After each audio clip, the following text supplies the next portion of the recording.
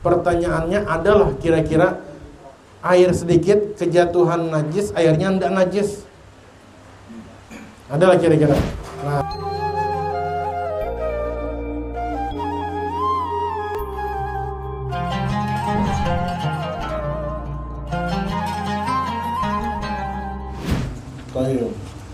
nomor 40, bagaimana hukumnya jika najis terjatuh ke air? Ini air, nah. Tahu bentuknya air kalau? Ini air. Baik. Bagaimana apabila najis jatuh langsung ke dalam air? Apakah air itu langsung najis? Nah, maka jawabannya hukum air yang kejatuhan najis terbagi menjadi dua. Nah, jadi bukan pasti apabila najis jatuh ke air langsung najis airnya, bukan. Nah, maka terbagi berapa? Dua. Yang pertama, jika najis jatuh ke air yang sedikit, maka air itu menjadi najis secara mutlak. Air sedikit itu kayak mana? Nah, air sedikit nih. Ini contohnya air sedikit. Lain air PDAM. Pokoknya air apa aja. Air sungai Mahakam kah? Air Karawamus kah? Sedikit kayak ini. Nah, kejatuhan najis, seumpamanya dari atas cicak Mahajan sudah aja. Jatuh, bek. Nah, maka airnya jadi kenapa? Karena airnya sedih. Nah, nanti ada setelahnya ukuran air yang banyak, air yang sedikit, ada ukurannya nanti. Tapi apabila airnya sedikit, maka apabila kejatuhan najis langsung menjadi air mutanajis langsung. Nah, langsung. Baik. Yang kedua, jika najis terjatuh ke air yang banyak, air yang banyak itu contohnya kayak mana?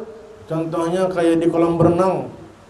Airnya banyak kalau kejatuhan teh cacak sebuting. Kira-kira najis lah.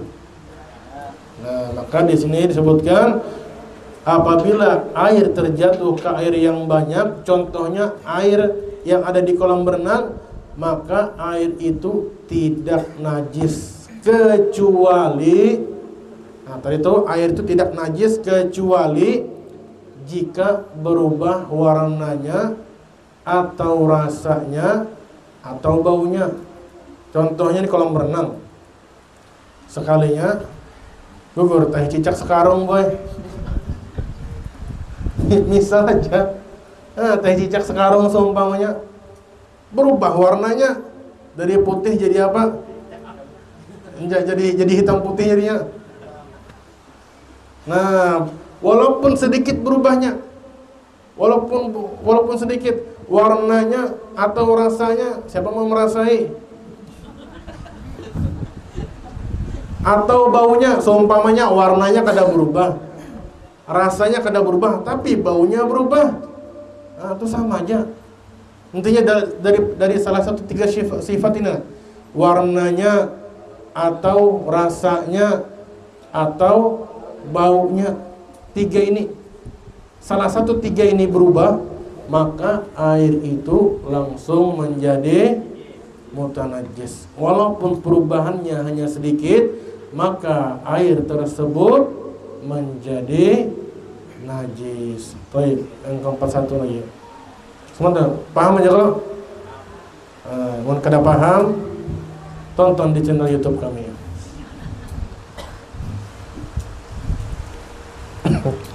Pasal 41, apa ketentuan air banyak dan sedikit? Jawabannya, 1. Air yang sedikit adalah air yang kurang dari 2 kulah. 2. Air yang banyak adalah air yang sampai 2 kulah atau lebih 2 kulah, yaitu 217 liter. Nah, ini pertanyaan yang 41 ini berhubungan dengan yang sebelumnya. Jadi pertanyaan 40 dan 41 itu beding sanak Pak Boy, bersaudara mereka berdua nih. Nah, jadi 41, apa ketentuan air banyak dan sedikit? Air banyak itu berapa liter? air sedikit itu berapa liter? Maka jawabannya air yang sedikit adalah air yang kurang dari 2 kula. 2 kula itu berapa? 217 liter. Kurang daripada 217 liter itu namanya kurang dari 2 kula. Dari 217 liter atau 216 liter bisa juga. Ada sebagian pendapat yang mengatakan 2 kula itu 216 liter. Jadi dari 216 liter atau 217 liter ke atas itu kemana? Ke loteng kah? Maksudnya 219, pahamnya itulah. Nah, 216, 217 ke atas itu namanya 2 kula lebih sudah. Apabila sudah 2 kula ke atas itu namanya air banyak. Paham? Apabila di bawah 2 kula, seumpamanya 214 liter. Nah, maka namanya apa? Air sedikit. Nah, yang terakhir. Kedua, apakah ada najis yang terjatuh dari air yang sedikit tetapi dimaafkan, yaitu air tersebut tetap status suci? Jawabannya ada 2. Nomor 42. Nah, tadi kita membahas bahwasannya apabila ada air sedikit kejatuhan najis, maka air itu langsung najis. Pertanyaannya adalah kira-kira air sedikit kejatuhan najis, airnya tidak najis. Adalah kira-kira. Nah, maka dibahas di pertanyaan nomor 42 ini. Nah, apakah ada najis yang terjatuh di air yang sedikit tetapi dimaafkan, yaitu air tersebut tetap berstatus suci? Nah, jawabannya ada 2. Maksudnya apa? Ada 2 najis apabila jatuh ke air sedikit, maka air itu tetap suci. Air sedikit tadi berapa? Kurang daripada 2 kula. Kurang daripada 2 kula. Kejatuhan 2 najis ini, maka air itu tetap suci. Baik. Yang pertama yaitu binatang yang darahnya tidak mengalir. Lada malahasa ilah, bahasa Arabnya gitu. Bangkai binatang yang darahnya tidak mengalir. Contohnya seperti apa? Cicak. Cicak itu paling besar.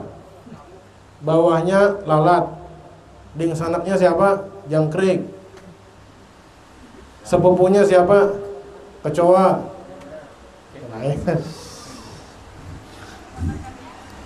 Nah, contohnya seperti lalat jatuh ke air sedikit. Nah, contohnya ini airnya terbuka, lalatnya patah hati boy.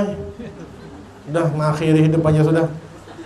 Terbangnya pluk, bercabur sekalinya, langsung meninggal. Innalillahi wa inna ilaihi raji'un. Kasihannya hidupnya. Apakah air ini najis? Nah, maka hukumnya tetap suci. Nah, dengan syarat, ada syaratnya. Apa syaratnya? Yang pertama, jatuhnya bangkai tersebut tanpa dengan perbuatan. Maksudnya kayak ini nah. Ini ada bangkai lalat di luar sini nah. Kita ambil, kita masukkan. Paham nggak pian? Nah, contohnya ada bangkai lalat, kita ambil, kita masukkan ke dalam air yang sedikit. Nah, maka air itu najis. Kenapa? Karena disengaja dengan perbuatan kita. Beda kayak lalat tadi yang bunuh diri itu nah. Nah, terbangnya patah hati. Blak. Bunuh diri sendirinya. Nah, maka itu tidak. Jadi apabila kita yang meletakkan bangkai itu, air sedikit menjadi najis. Tapi apabila bangkai itu ada sendiri di air, nah maka air itu tidak najis. Itu syarat yang pertama, tidak disengaja. Yang kedua, dan air tersebut tidak berubah. Ini contohnya sedikit, kalau lalatnya 20 ekor buah. Nah, bunuh diri berjamaah. Bunuh diri berjamaah. Ayo ajarnya ada kada terpilih caleg nyaran. Sama-sama bercampur 20 lalat. Sekalinya berubah airnya jadi warna apa? Warna kuning seumpamanya. Nah, walaupun tadi itu najisnya dimaafkan, tapi karena berubah warna airnya, maka air itu menjadi najis.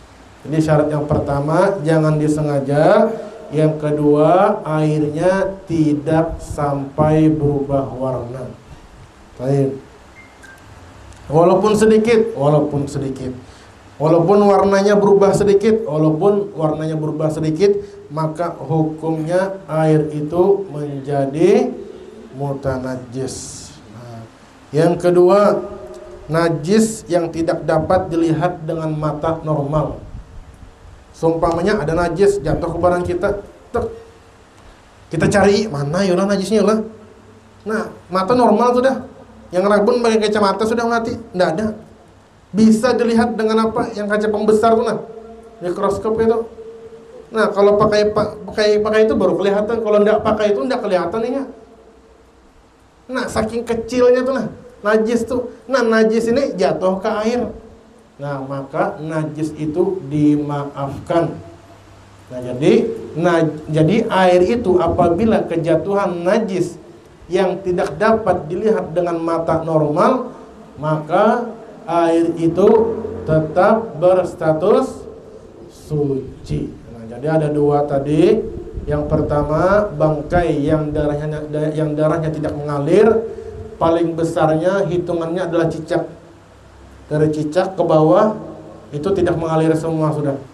Nah, itu jatuh ke air, selama dia tidak berubah, selama tidak disengaja, air yang sedikit tidak menjadi najis. Yang kedua adalah air yang kejatuhan najis yang tidak dapat dilihat. Baik. Stop. Jangan dimatikan. Di dalam kitab Irsyadul Ibad, halaman 76, ada 4 hal yang wajib dipelajari oleh seorang mukallaf seperti kita.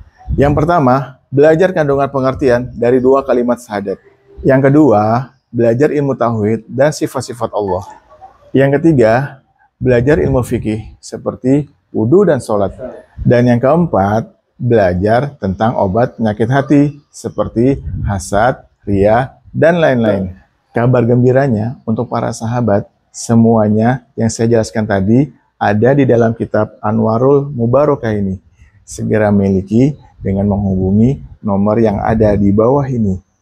Assalamualaikum warahmatullahi wabarakatuh.